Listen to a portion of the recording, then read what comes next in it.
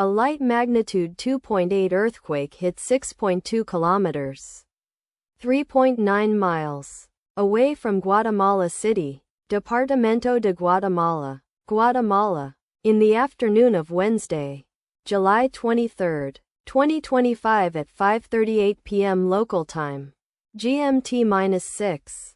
The quake had a very shallow depth of 15 kilometers, 9 miles, and was reported felt by some people near the epicenter. First to report, volcano discovery after 1 minute. Data source from volcano discovery. Did you feel it? Let us pray. May the earthquake that occurred not affect our brothers and sisters there.